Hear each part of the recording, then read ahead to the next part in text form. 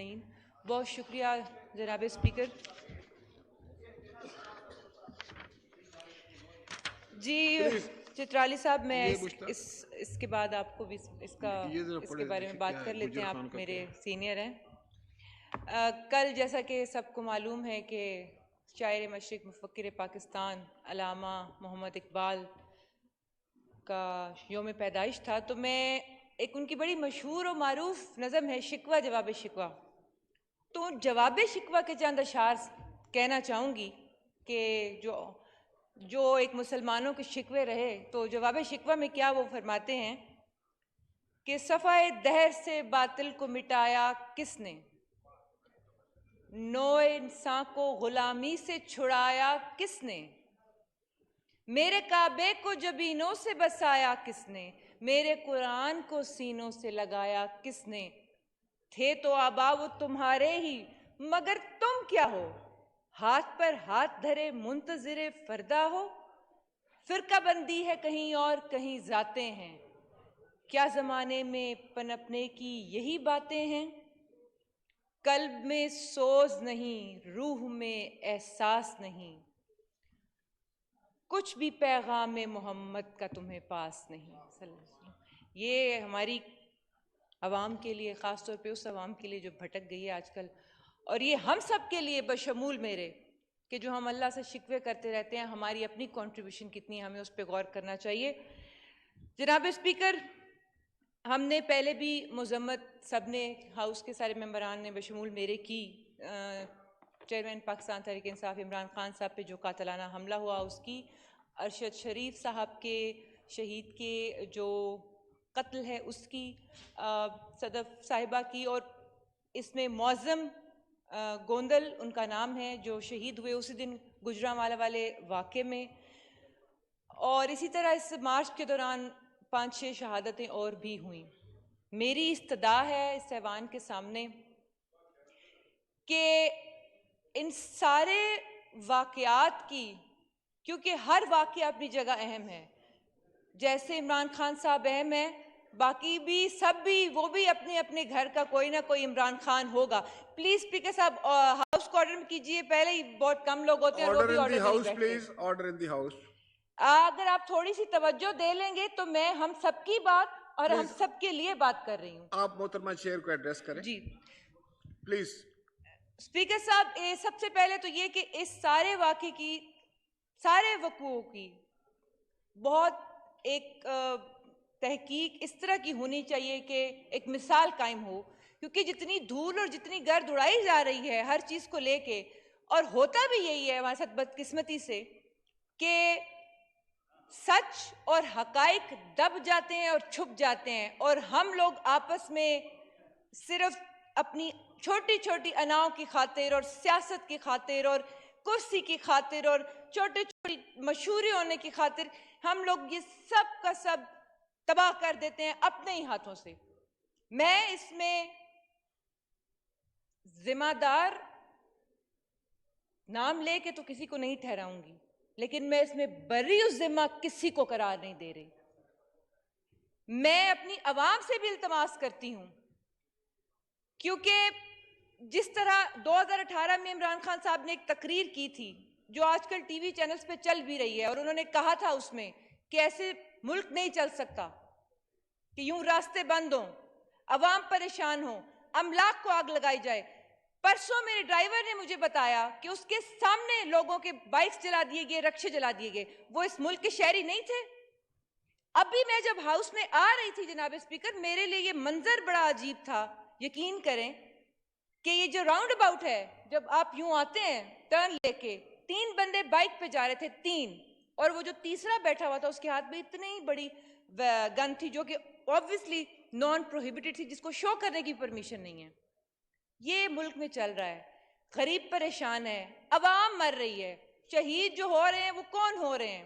میں اس میں یہ نہیں کہوں گی کہ کون ہے یا اس میں کوئی سیاسی پوائنٹ سکوری کرنے کی ضرورت نہیں ہے، صرف یہی چاہیں گے کہ سچ عوام کے سامنے آئے. آج جسٹس منصور صاحب فرما رہے تھے کہ کیا عدالتیں پھر ملک چلائیں.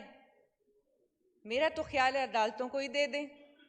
کیونکہ جہاں عدالتوں کو نہیں آنا ہوتا وہاں وہ آ جاتی ہیں، اور جہاں آنا ہوتا ہے وہاں وہ نہیں آتی، وہاں پھر آئین بھی بھول جاتا ہے اور قانون بھی۔ عدالت کو یا سپریم کورٹ کو جناب اسپیکر معذرت کے ساتھ آئین کے حفاظت کے لیے اور تشریح کے لیے بنایا گیا ہے، اس میں ترمیم کے لیے نہیں بنایا گیا۔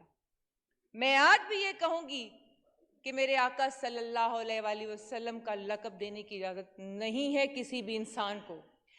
ایک اور بات اسپیکر صاحب، چترالی صاحب آپ کی توجہ، اگر ہاؤس میں آپ موجود ہیں تو جی ضرور۔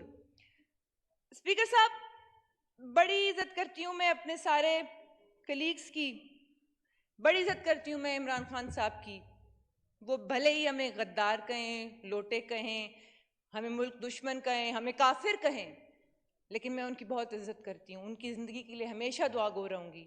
مرد مومن کو وہ AK-47 کی گولی لگی جو 7 دیواروں کو چیر دیتی ہے، اور وہ 150 کلومیٹر دور شوکت خانہ میں بغیر فرسٹ ایڈ کے، بغیر ایمبولینس کے چلے گئے، اور ان کو وہ کہتے ہیں امر بالمعروف ونہی عن المنکر۔ وہ قرآن پاک میں جگہ جگہ حکم ہے کہ نیکی کا حکم دیں اور برائی سے روکیں، لیکن قرآن پاک میں ہی سورۃ بقرہ کی ایک آیت ہے جناب اسپیکر، اتامرون الناس بالبر وتنسون انفسکم وانتم تتلون الکتاب افلا تعقلون۔ اسپیکر صاحب اس کا مفہوم یہ ہے کہ کیا تم لوگوں کو نیکی کا حکم دیتے ہو اور خود اپنے آپ کو بھول جاتے ہو، حالانکہ تم کتاب کی تلاوت بھی کرتے ہو؟ کیا تمہیں اتنی بھی سمجھ نہیں؟ جناب اسپیکر یہ قرآن کریم کی آیت ہے، نیکی کا حکم ضرور دیں۔ اور میں ساری عوام کو کہہ رہی ہوں، صرف ایک انسان کی بات نہیں کر رہی، کیونکہ ہم لوگوں میں برداشت نہیں رہی، عدم برداشت معاشرے میں اتنی آ گئی ہے، اور تحقیق کا تو ہم نے خیر سوچا ہی کبھی نہیں۔ ہمارے تو مذہب میں ہے کہ تحقیق کیے بغیر کوئی چیز آپ نہ کریں، لیکن ہم تو ماشاءاللہ اس سٹیج پہ پہنچ چکے ہیں کہ یہاں پہ لوگوں پہ کیچڑ اچھالنا ہے، ان پہ الزام تراشی کرنی ہے بغیر کسی ثبوت کے۔ جناب اسپیکر میں ایک بات کہنا چاہتی ہوں، جو لوگ بھی مجھے اس وقت سن رہے ہیں کہ زندگی اپنی خوبیوں پہ گزاری جاتی ہے، دوسروں کی خامیوں پہ نہیں گزاری جاتی، کیونکہ کسی دوسرے کی خامی آپ کی خوبی نہیں بن سکتی۔ میں ایک شخص کو 1000 بار بھی جھوٹا کہوں، اس کا مطلب یہ نہیں ہے کہ میں سچی ہوں۔ تو جناب اسپیکر یہ بہت سمجھنے کی بات ہے، آپ کا اپنا کردار وہی ہوتا ہے جو آپ ہوتے ہیں، آپ کرتے ہیں، جو آپ لوگوں کے ساتھ بیہیو کرتے ہیں۔ دوسروں کے اوپر الزام تراشی کر کے بغیر کسی ثبوت، بغیر کسی بات کے، اور اب تو لوگ کفر کے فتوے لگانے، پہلے تو یہ صرف ہم کہتے تھے کہ جی مذہبی پہلو ہے، اب تو یہ سیاسی پہلو بھی بن گیا کہ کوئی سرٹیفکیٹ دے رہا ہے آپ کو محب وطن ہونے کی، اور کوئی آپ کو کفر کے فتوے لگا رہا ہے آپ کے اوپر۔ اور جو ملک میں حالت مچی ہوئی ہے جناب اسپیکر، پھر ایک اور جناب اسپیکر اخلاقیات اتنی ہماری گراوٹ کا شکار ہو گئی ہیں۔ وہ جرمن خاتون ہے، مجھے ان کا نام اس وقت نہیں آ رہا، انگریزی میں انہوں نے ایک بات کہی تھی، اس کا مفہوم ایسے ہی ہے کہ جب آپ کے پاس کچھ بھی نہیں ہوتا کہنے کے لیے تو پھر آپ کردار پہ بات کرتے ہیں۔ تو یہ حالت ہو گئی ہے ہمارے معاشرے کی۔ یہ کس نے کی ہے؟ ہم سب نے مل کے کی ہے۔ حالت آپ دیکھیں کہ وہ جو بھی ہے، جو بھی اس کا سرغنہ ہے، جنہوں نے لوگوں کی ویڈیوز لیک کی ہیں، تف ہے ان پر کہ لوگوں کے بہو بیٹیوں بہنوں ماؤں کی بھی عزت کو انہوں نے نہیں چھوڑا۔ اور جہاں عزت کی بات آتی ہے وہاں عورت آدمی دونوں برابر ہے، کسی کی ذاتی زندگی کو پہ کیچڑ اچھالنے کا حق کسی کو حاصل نہیں ہے، اس کی بھی تحقیقات ہونی چاہیے۔ لاڈلے اور لاڈلی کی اصطلاح استعمال کی جاتی ہے، تو میں عرض کرنا چاہتی ہوں کہ یہ اصطلاح استعمال کرنی انسانوں کے لیے اور باقی لیڈران کے لیے چھوڑ دیں، کیونکہ سب کو پتہ ہے، سارے اداروں کو بھی پتہ ہے، عوام سے زیادہ لاڈلی اور ملک سے زیادہ لاڈلا نہ کوئی ہوتا ہے اور نہ کوئی ہونا چاہیے، اسی لیے یہ اصطلاح استعمال کرنی چھوڑ دیں۔ جناب اسپیکر، قیادتوں کی کثرت جو ہوتی ہے نا، وہ قیادتوں کی عدم موجودگی کی بہت بڑی دلیل ہوتی ہے۔ مجھے پتا ہے آپ ابھی کہیں گے کہ دریا کو کوزے میں بند کر دیں، لیکن ایسا ممکن نہیں، کیونکہ یہ تلاطم خیز موجیں ہیں اس سمندر کی جو پورے پاکستان کو نگل رہی ہیں، تو دریا میں ابھی وہ کوزے میں نہیں بند ہو سکتا۔ اس کے باوجود جناب اسپیکر میں اپنی بات ختم کروں گی۔ وزراء تشریف نہیں لاتے، محترمہ مختصر کیجیے، مختصر کچھ کر اور رہی ہوں دوستوں نے اسپیکر بات صاحب، کرنی۔ مختصر کر رہی ہوں، لیکن یہ باتیں وہ ہیں جو عوام کے لیے کر رہی ہوں۔ آج عوام کی حالت تو دیکھیں، ابھی سردیاں آئی نہیں ہیں اور گیس کے بل پتہ نہیں وہ میٹر ریڈنگ بھی کرتے ہیں کہ نہیں۔ گرمیوں میں بھی من پسندیدہ بل بجلیوں کے دے دیتے ہیں اور سردیوں میں گیس کے من پسند بل دے دیتے ہیں۔ جناب اسپیکر، میں اب اپنی بات ختم کرنے کی طرف ہی آ رہی ہوں، اور میں ساتھ ساتھ آپ کا ٹائم لینے کے لیے بھی معذرت چاہتی ہوں، لیکن میں یہ جو عوام کے ساتھ آج کل ہو رہا ہے، ہر جگہ ہر چیز بند ہے، اس کا بھی کوئی حل نکالے حکومت وقت، اور پنجاب حکومت جو پنجاب میں ہوا یا ہو رہا ہے اس کو بھی دیکھا جائے، راستے کھولے جائیں، کیونکہ مفہوم ہے ایک حدیث شریف کا کہ راستے سے پتھر اٹھانا بھی صدقہ جاریہ ہے، اور انہوں نے راستے بند کر دیے ہیں۔ میں اب ایوان کی توجہ چاہتی ہوں، کیونکہ اب میں الفاظ کچھ کہوں گی جو ارباب اختیار کو بھی کہنا چاہتی ہوں، جو تمام اداروں کو بھی کہنا چاہتی ہوں، اور اس معزز ایوان کو بھی کہنا چاہتی ہوں، اور عوام کو بھی کہنا چاہتی ہوں، اور عوام کی طرف سے بھی کہنا چاہتی ہوں کہ کہانی ختم ہوگی یا تماشا ہونے والا ہے؟ کہانی ختم ہوگی یا تماشا ہونے والا ہے؟ کسے معلوم ہے فارس یہاں کیا ہونے والا ہے؟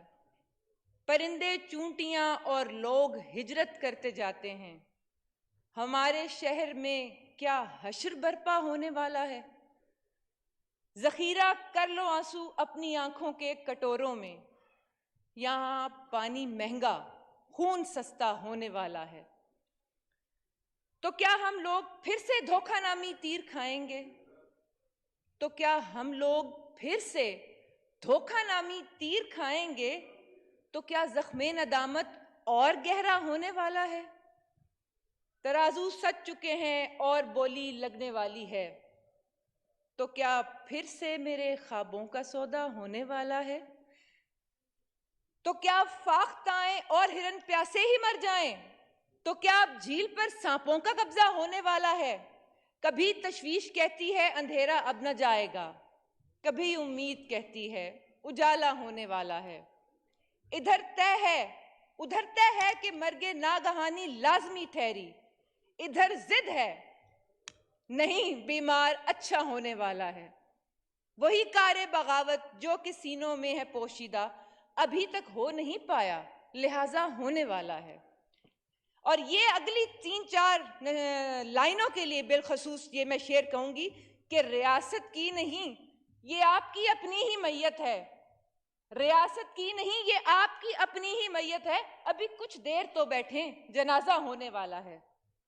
کہیں شر بھاگتا پھرتا ہے، کہیں مصروف ہے سازش، تو کیا شیطان کے ہاں پھر سے بچہ ہونے والا ہے؟ اور جناب اسپیکر، جسے تم نے ہمیشہ رینگتے دیکھا میاں فارس، امید بھی تو ہے نا، اور نا امیدی تو کفر ہے، جسے تم نے ہمیشہ رینگتے دیکھا میاں فارس، وہ اب اونچی فضاؤں کا پرندہ ہونے والا ہے۔ بہت شکریہ۔ سعد وسیم صاحب۔ بسم اللہ الرحمن